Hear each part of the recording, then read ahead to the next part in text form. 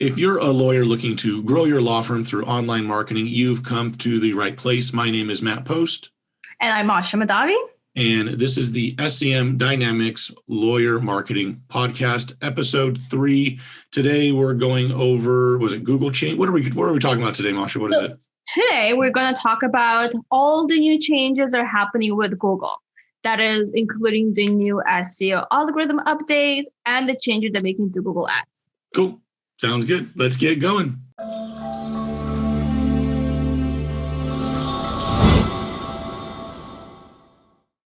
To start with, let's jump into the new Google algorithm update. Matt, do you want to kind of tell us what is the buzz and what really is happening? Okay, so this started last year. I think the algorithm update we're talking about is like the one that they're announcing is going to happen. Mm-hmm. And so that one has to do with the core web vitals.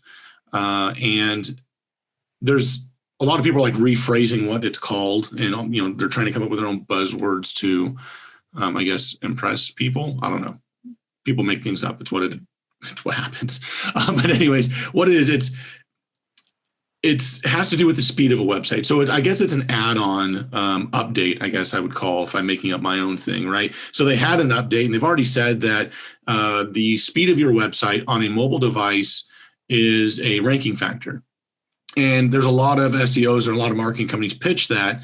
And they're like, oh, it's a major ranking factor. It's not a major ranking factor. It is a ranking factor. And if you look at the release from Google, it states that pretty much, let me summarize it. It's that if within an industry, your website is one of the slowest in that industry, then you will have a programmatic penalty or an automatic penalty assessed to the website. In other words, you're slow, you have a bad user experience, we're not going to rank you as high as everybody else. It doesn't mean that if you're the second fastest, lawyer website on planet Earth, and you become the first number one fastest, you're going to be ranked number one. That's not the way Google works. It's one of the many ranking factors. It's not the strongest ranking factor. It's significant. More importantly, aside from SEO, it's a conversion rate factor. Like if your site sucks and it's super slow, people aren't going to stick around. So it doesn't matter what kind of cool graphics you have or what your site says, they're going to bounce. They're not going to look at your site. They're going to go to your competitor down the street. So going back to the add-on, the expansion of website speed, they're going to be looking at some of the web core vitals. One of those that's important is your content shift. And if you've ever been on like a news website that has a whole bunch of ads, what the content, like what that means really is, you're reading the article and you're going down, you're into the article, you're reading it. And then the text keeps like bouncing around because the person who has the website is putting like a bunch of ads on the page, and the images don't load until later on, or it takes a while for the images to load, or they are, they're rotating through ads and they're of different height. And so because of the images are different height, it pushes the text all around the page, and it's really hard to read the page, and it's super annoying.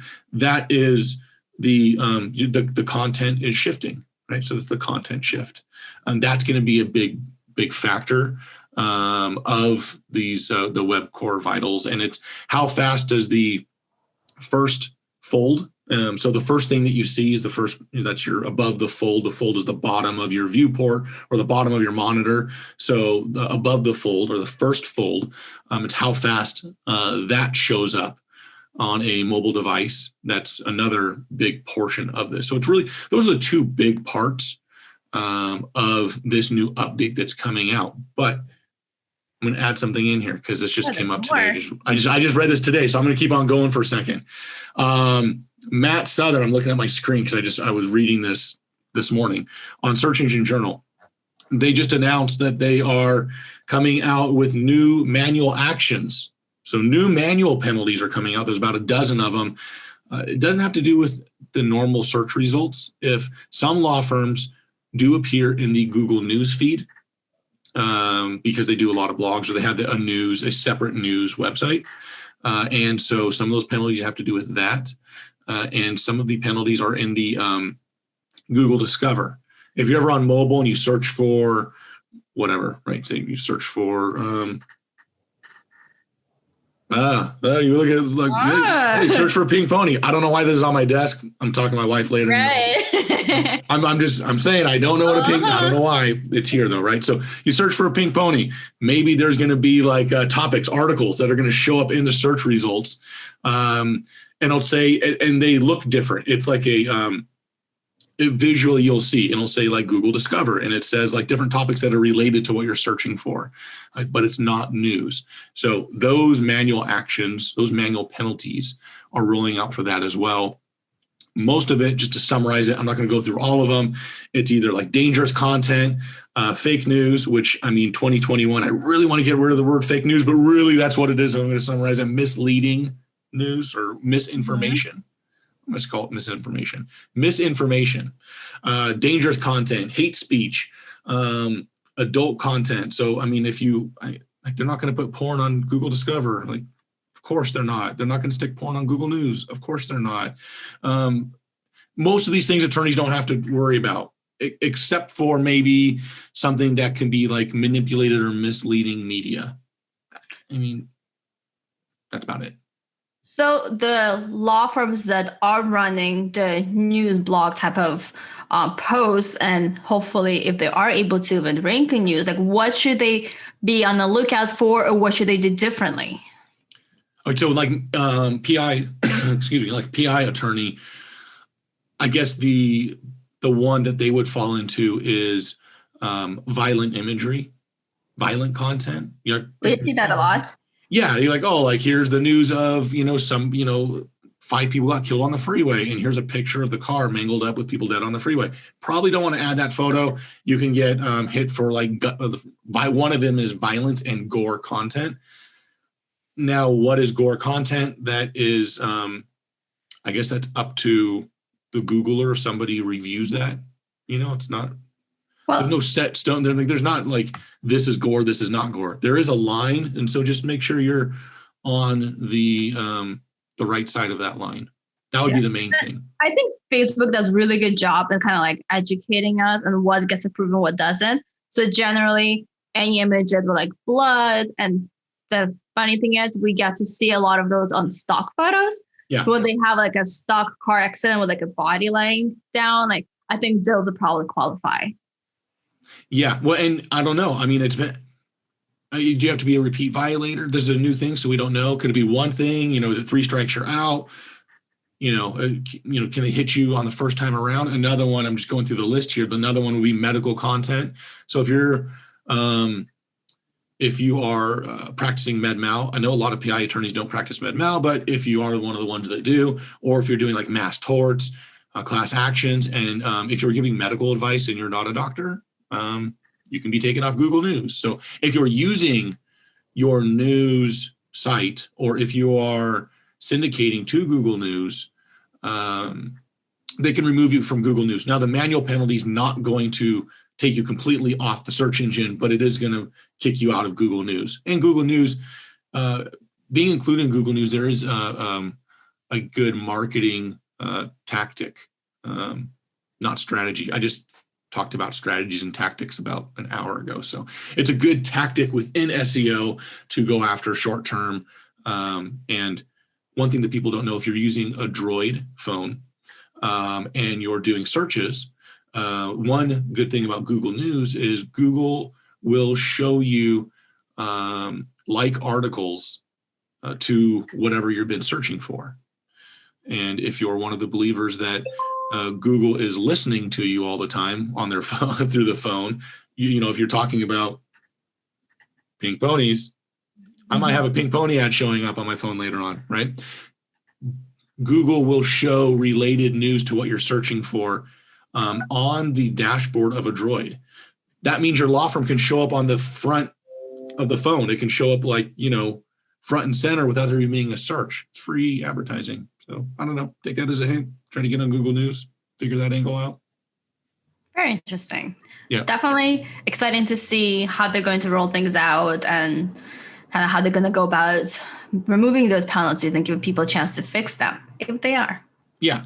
And going back with the core vitals and the content shift and all that stuff, I mean, that gets into some very kind of technical things. I mean, you can go to, I think it's insights.google.com, run your site through there, see if it's coming up as average, if it's coming in below average, have somebody who deals with, get a hold of your webmaster or whoever built your website or whoever you trust to make these changes, to go through and see if they can improve it. Again, you don't have to be at the very top. A lot of times, even the Google Insight score, it comes down if you're using Google Analytics. Using Google's own property will hurt your overall score. So let's not look at the overall score. This isn't, it's not like a classroom score, right? It's just a general idea of how to improve if you can execute on whatever the recommendations are. But there is a section on there for web core, like the vitals, and the content shift. That's what that's the one that I would be concerned with, because that's a real user experience issue. But, obviously you want the site to be fast as well. But I wouldn't be using Google Insights to see how fast my site is, just personally. But moving on. All right. So I know there's some Google Ads stuff, and I'm not going to talk about Google Ads, or I'm going to be giving bad information. Let's just be honest, right? I can't even make it up. Can't even go down that path. So let's turn to you. I know there's updates with Google Ads. Tell us about them. I think it has to do with broad match modified. Yes. Tell us first, what is broad match modified? Google's been trying to get rid of it. What's some background? Here's when we run ads in Google, we have ability to target keywords by different match types. So the match types are exact, which means if my keyword is exact match of car accident lawyer, people have to type in exactly car accident lawyer, no other variation. That's what they have to type in to see my ads. Phrase match of car accident lawyer would mean that I could type in car accident lawyer in Los Angeles and they will see my ads, even though my keyword is car accident lawyer phrase match, but you're adding Los Angeles to it to the search term, so my ad will show up. Broad match modifier means that the words that I'm adding to broad match modifier has to be included, but in any order. Doesn't matter whether it's a Los Angeles car accident near me lawyer, it will still show up. So it could be like lawyer, car accident lawyer, or lawyer for car accident. Okay. Yeah. So that's kind of how things have been. However, now Google's taking away broad match modifier option. And really what it's doing, and it's taking the phrase match, and now it's expanding its ability to show up for keywords or search terms that used to only show up for broad match modifiers. So at the end of the day, it's just making our job a little bit simpler. Instead of going over so many different match types, we have exact, we have phrase, and then we have broad, which really we're giving Google power to assume what they think is relevant to our keywords. So is it going to take broad match and I just want to make sure broad match is going to replace the broad match So no, phrase match is replacing. So it makes it easier. It's a good update. Yeah. The downside of this update is, for now, you're going to see, for the accounts who are already running those keywords, you're going to see less traffic to some of your keywords. If you're running both phrase match and broad match modifier, Google's going to determine which keyword has a better quality score, and the traffic will go towards that keyword. Eventually, we're going to need to shift away from broad match modifiers and just use phrase match. And once we make that shift, any historical data you used to have for broad match modifier, you're not going to see that anymore. So for us who have accounts for a long time, it's a little disappointing, but we know it's coming, so we have time to prepare for it. So you're going to have a loss of data, and it's going to, or Google, they're going to determine where those, which keyword or which ad shows up based on quality score. But you said there's going to be a loss of traffic. Now, would there be a loss of traffic or a shift of traffic? Shift of traffic. So the traffic is going to shift from broad match modifier to phrase match eventually. But for now, you're going to be running, if you're running both, you're going to have both running, and in Google's eyes is exactly the same keyword. So the keyword with the highest quality score would get more of the traffic. Okay, so I mean, if you were still to add up, if you had both of them, right? Phrase match and broad match modified. Yeah, and a lot of accounts have both right now. Okay, and if you add up like the total amount of traffic that you get now and the total amount later, it should still be relatively the same. I mean, all things being equal. Yeah, it's just you'll see a decline over here, but an increase over here later on. Exactly. Okay. Exactly. Why? I mean, you're not Google, but why? Like, why? What are they going? We see shifts, right? We see market shifts in SEO. We see market shifts. Is this a trend, an ongoing trend, and you're seeing a shift towards something? So here's my theory. A few months ago, they took away a lot of our data when it comes to search terms, meaning what people are actually tapping into Google when they see our ads and click on them. So they took that away. Now they're taking away our ability to really control, as far as we used to be able to control, what our keywords are showing up for as well. So we see less, we have less control than before. And it seems like this pattern continues to be ongoing. So expect other changes to come in the next couple of years, probably, that will take more control away from account managers and really try to push people to using their automated systems. Okay, so they want automation. That's the trend. I believe so. Yes. I think a lot of people who are managing their own accounts, automations for them might be a great solution. It depends really on the account setup and structures. There's a lot of variables. So I've seen automations do amazingly for some law firms, and for other law firms, it would take a lot more work and manual still outperformed. But I don't think it's going to last. I think long term, we will have to shift to automated bidding strategies and kind of move towards what Google's pushing us to do.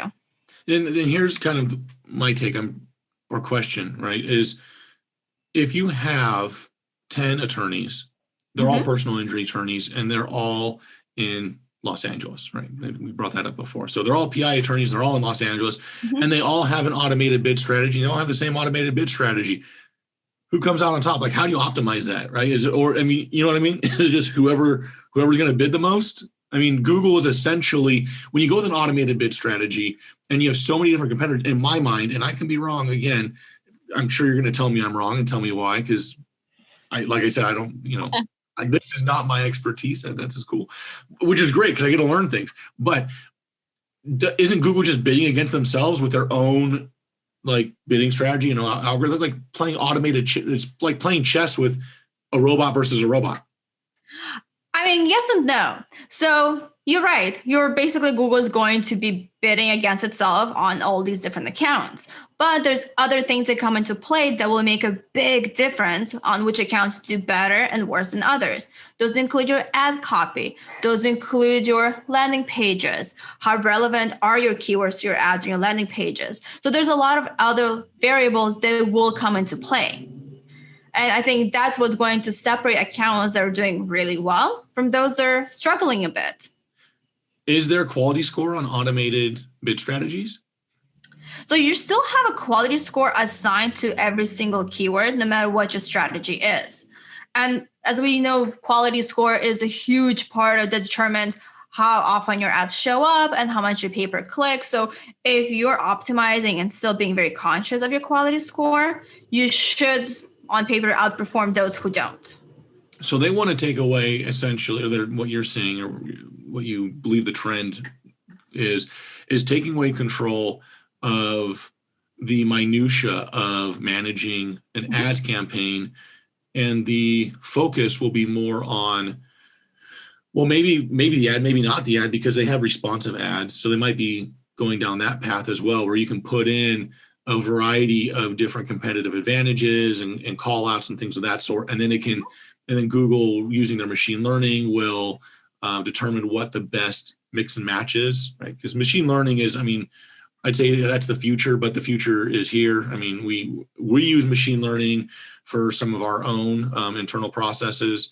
And we know that Google has machine learning. They have their own version. They have their own, algorithm or whatever. Anyways, they have their own process. And that's what the automated bid strategy, that's essentially, it's just their machine learning systems that are doing a specific job. So, I mean, maybe not even the ad, but the landing page, we will always have. That'll be always up to the client's control. But also, I think the bigger point is back in the day, manager had hundreds of keywords that are very similar. So we have plural, singular, misspellings, like no one's doing that anymore. That was a lot of busy work that was completely unnecessary. And Google is smart enough to be able to tell what people are looking for versus what to provide them. So they're getting smarter and they're getting better and like trying to match with our messaging from like the actual clients to what people are looking for. And they're trying to marry those two together. So as they're getting smarter, they're taking away all the little details that we don't have to do as ad managers anymore. Yeah. And the thing that is really coming to play more is single keyword ad groups, which has been a huge hit. And I so personally love using them. But now we don't think on what's our target keyword. Now we think of what people are looking, what are the services that people are looking for. And we have to pivot our mindset, moving away from keywords and search terms to more of like practice areas and what people's needs are. Yeah, I remember I made a lot of money back in the time when like Google didn't spell check or like auto correct. I mean, it was great. I loved it because you can get clicks for like 5 cents. At that time, I think the minimum bid, I think it was 5 cents. And at first there wasn't a minimum bid. I'm going down like a little historical memory, right? Little. But it was insane. Like, oh, look, you can just like, if they're typing in, we did a lot of casino marketing. So like if they typed in blackjack and they forgot the C, oh, we can get that click for 5 cents and all kinds of good stuff, man. It was so nice. It was so easy to make so much money. And then they auto corrected it and we cried. I had an eBay company growing up too, where like I sold like light kits for cars and stuff. And the same thing, they didn't like auto correct the misspelling of stuff. And we made a ton of money. All we did was like name our stuff the misspelled version. And we were the only ones that would show up and we would sell stuff all the time. It was great. And they got rid of it. So I cried, but it's better for the user, right? The end result, the user gets a better experience. And that's really what they want. Mm-hmm. Yeah, absolutely. I mean, with the ads, it's the same thing, right? That's really what it comes down to. They want to be able to serve and cross over some of these ads to better serve the client, and which will then make them more revenue. Yeah, absolutely. But there's a downside to this because as Google's learning and getting way smarter, I'm still seeing drastic results for some accounts that I want a lot of law firms to pay close attention to. So Google's been making a lot of recommendations to move to broad keywords, especially if you're using smart bidding strategies. But we lost our search data, so we don't know what people are searching for. And I have seen broad keywords that Google matched with had nothing to do with what my clients were doing. So for example, I've seen my keyword, for example, like a family lawyer, and they're selling for broad keywords. They're trying to pitch them real estate lawyer. That has nothing to do with my client, but it has lawyer in it. So in Google, it's like, oh, lawyer, same thing. I'll give you a really cheap click, but that's wasting my client's money. So because I'm seeing that every time I audit accounts for new clients, pay attention to go through your accounts and do an audit. So even though Google's getting better, it's still not perfect. So keep an eye on that. Yeah, that's a good point. Because within law, it's, Google's really smart on a lot of things, but there's a lot of things that Google still has to learn. That's a really good point, especially, if you look at your cost, let's assume someone, you're going after bike lawyer and you mean bicycle. Mm-hmm. Google thinks it's motorcycle. The cost per click for a bicycle accident versus a motorcycle accident lawyer is significant. So if they're now combining bids and you're bidding against somebody who's, going for a motorcycle accident, because you're in that search, I would imagine it'd be significantly. Is that how it works? Is that going to be how it works, or is that how it works? Does your bid amount? Well, I know. Let me back this up a little bit so I can make a little bit of sense. I know when you're bidding, let's just say you're going to bid $100 for a click, and spot number 2 is $80. And again, all things being equal, because I know it can vary, you're essentially going to pay $80 and a penny, right? Slightly above whatever second place is. But does that mean that that second place bid is now higher? So for you to be first place, you are going to be bidding more with this type of new update? Potentially, yes. And I think that's why we need to really pay attention to what we're actually showing, our ads are showing up for. So we have more control. So even though we're using automated strategies, which are great, we need to really pay attention to what our costs are and what results we're getting. And before we go, one last thing, I had an account that I was auditing, and they were running their campaign. They were running automated bid strategy, and it was performing great. They made some adjustments, and their cost per lead was half the price. They were like, oh my God, we're getting all these leads, but none of those leads were converting. And when we actually did an audit, yeah, they were looking for lawyers, but they were not type of cases they're actually looking to hire. So even though the cost per lead was cheap, their cost per new client was ridiculously high because they weren't signing any new clients. So automated bid strategy is great, but you still have to manually pay attention and audit them to make sure that they're learning the right things. And if not, reset it and try again so you can bring it back so you're actually getting the results you're looking for, because Google doesn't know. They're trying to go based on the metrics that are provided to you. So they're looking at that. They're trying to give you what they think is best. But that's when the manual audits are crucial to make sure that the results are getting actually the results you should be getting. And I think this highlights another thing that we've talked about a number of times, and we'll continue to bring it up, and that is tracking, right? Mm-hmm. Like the only way you'd be able to catch that is if you're actually tracking what was converting. So therefore, I'm assuming you had the call rail or call tracking metrics in place, so that you knew that those calls were PPC calls and they were coming from Google Ads, right? Is that the case? Is that how? Did you have that set up? Were you tracking the calls? Yes. So for every account we run, we always track calls from Google Ads. That way we can not only know how many calls and form submissions we're getting, we can also see the quality, and we can do it based on every campaign. Yeah. So if I'm, let's say, running a car accident campaign, but I'm getting calls for different types of accidents, then that would tell me there's something wrong in the keywords we're targeting, and we need to go back in and make adjustments. Yeah. So for somebody as an attorney, the only way you're going to be able to audit, like what we're talking about, to be able to audit make sure that the, not that you're just getting more leads, but those leads are good and they're actually turning into cases. First of all, you need to have some type of, whether it's an Excel spreadsheet or an actual CRM or something to keep track of the life cycle of a lead. And you also need to have some type of call tracking in place, or else you can't really audit what's going on. You need to have all your tracking, all your analysis in place to be able to audit. And you can't put in call tracking now and audit last week. And that's why it's good to have call tracking in place for as long as you can. So if you don't have it, get call tracking, put that in place. Any other updates? Anything else coming in from Google on the Google ad side of things? I think that's all for now.